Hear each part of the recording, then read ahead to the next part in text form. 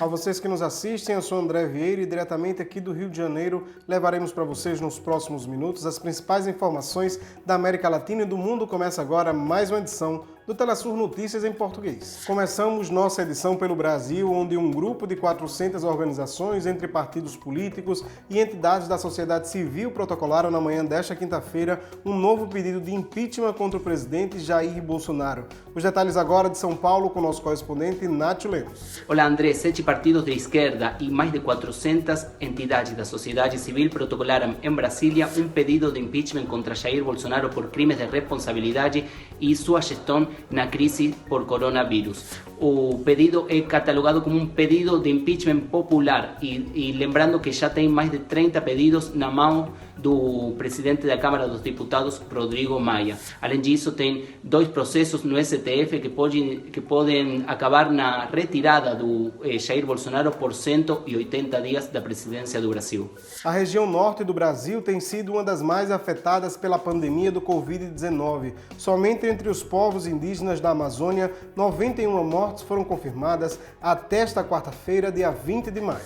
Então nós estamos sofrendo muito nessa região do Alto Solimões. Aqui no município de São Paulo de Olivença, todo dia tem óbito de cambeba, todo dia uma pessoa do povo cambeba morre e nós não temos ajuda de nada, não temos hospital, nós não temos oxigênio, nós não temos ajuda, a gente está sofrendo muito. Em meio à pandemia, somos ameaçados de morte, como se não bastasse a doença que a cada dia está nos matando, ainda tem que lutar contra os invasores de terra, os chefes de órgão que tiram o nosso direito. Nessa semana, houve um aumento considerável no número de doentes com Covid-19 na Venezuela. Em grande parte são casos importados, já que mais de 40 mil venezuelanos retornaram ao país pelas fronteiras com o Brasil e com a Colômbia por conta da pandemia. Nosso correspondente em Caracas, Leonel Retamal, com as informações a partir de agora. As autoridades venezuelanas informaram que realizaram um controle sanitário rigoroso na fronteira com Colômbia e Brasil. As pessoas que voltaram para Venezuela por via terrestre deverão cumprir uma quarentena obrigatória de 2 semanas nas diferentes unidades sanitárias ubicadas nas fronteiras, com o objetivo de fazer esses controles médicos e depois serão derivadas para seus estados de origem. Isso acontece porque nas últimas semanas se incrementou o aumento de infectados pelas pessoas que retornaram para a Venezuela e isso ligou às alarmes do governo para controlar a Covid-19. São mais de 40 mil as pessoas que voltaram para a Venezuela via terrestre. Movimentos sociais bolivianos nas províncias de Cochabamba e La Paz denunciam a falta de atenção do governo de fato de Janine Áñez com os trabalhadores do campo e as populações mais vulneráveis. A região de El Alto foi cenário de uma série de manifestações na última semana. Vejamos mais agora na reportagem de Fred Morales. Juntas comunitárias, sindicatos de transportes, professores das áreas urbana e rural, Federação de Mineradores, a Central de Trabalhadores e a Federação de Camponeses exigem flexibilizar a quarentena para que as pessoas possam sair a trabalhar. Exigimos determinantemente ao governo transitório que flexibilize a quarentena. Que flexibilize a quarentena segundo os protocolos que recomenda a Organização Mundial da Saúde.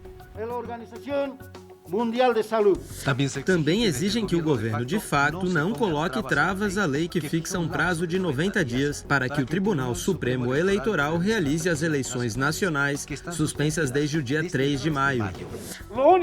A única coisa que esse governo transitório ainda deve fazer, através do seu órgão plurinacional eleitoral, encabeçado por Salvador Romero, é dizer o dia das eleições, mas que nos digam de maneira formal, caso contrário, eles serão responsáveis pelas ações que o povo pode tomar. As organizações declararam estado de emergência e esperam que o governo atenda suas demandas, que incluem a anulação de um decreto que abre brecha para uso de transgênicos em 5 cultivos: milho, soja, algodão, cana-de-açúcar e trigo. Estamos no limite e nós vamos mostrar a força social e a unidade do Departamento de La Paz, de todas as organizações sociais do nosso departamento. Em 3 regiões, a população autoconvocada iniciou bloqueios de ruas, exigindo autorização para trabalhar e respeito aos prazos para realizar eleições. Além disso, o governo de facto é acusado por diversas denúncias de corrupção. O caso mais recente foi a compra de respiradores básicos para unidades de tratamento intensivo.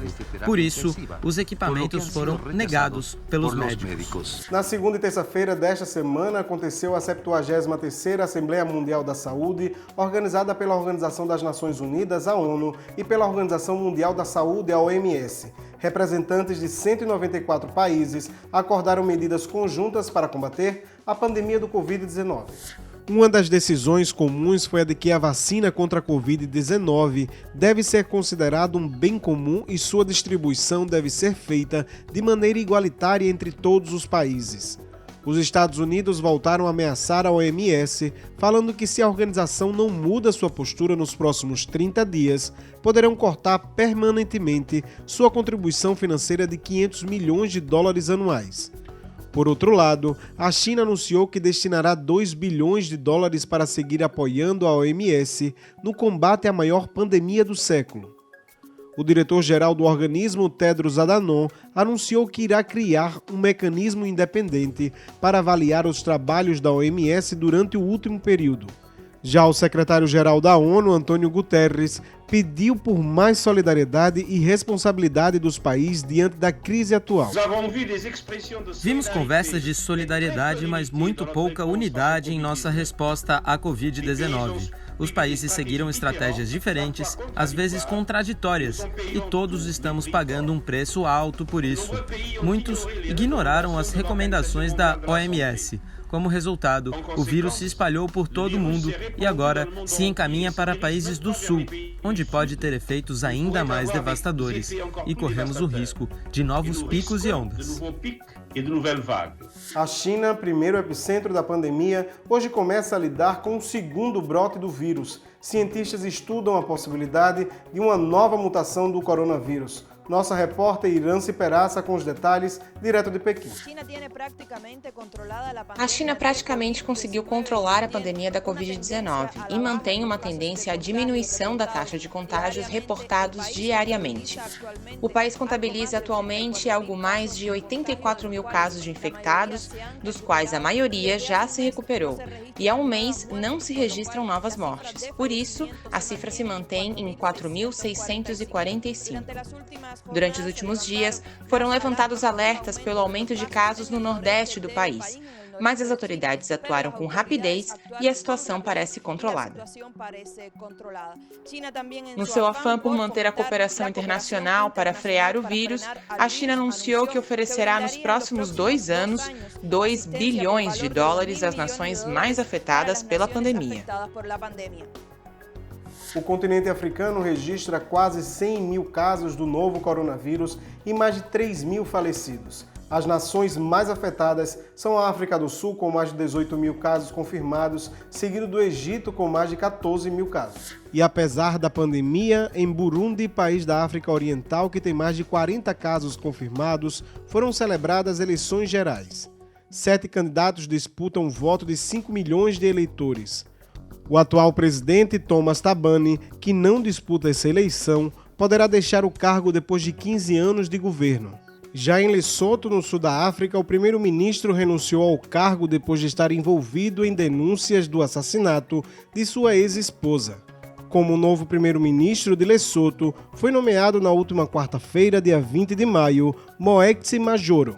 Com o aumento exponencial do novo coronavírus na África, a representante da União Africana convocou os países a atuarem de maneira solidária durante a Assembleia Mundial da Saúde. A pandemia da Covid-19 nos pede solidariedade e ações globais para poder encontrar soluções.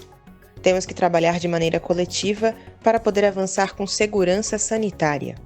Os chefes de governo africanos respaldaram uma estratégia continental como resposta e também acordamos a criação de um fundo anti-Covid-19. Amanhã, sexta-feira, é o último dia do Ramadã, mês sagrado árabe, e data também utilizada para celebrar o direito dos palestinos sobre o seu território, que inclui a cidade de Al-Quds, também conhecida como Jerusalém. E diante das novas ameaças de construção de assentamento ilegais israelenses, o presidente palestino Mahmoud Abbas anunciou que irá romper com todos os acordos assinados com Israel e os Estados Unidos. Mahmoud Abbas afirmou ainda que não passará para a história como o líder palestino que vendeu Jerusalém. Essa é uma resposta à proposta de acordo do século defendida pela administração de Donald Trump. Terminamos aqui mais uma edição do Telesur Notícias em português. Seguimos pelas redes sociais e por nossas telas em espanhol e em inglês. Para assistir a nossa programação 24 horas em sua TV, é bem fácil e nós te explicamos no seguinte vídeo. Um grande abraço e até a próxima semana.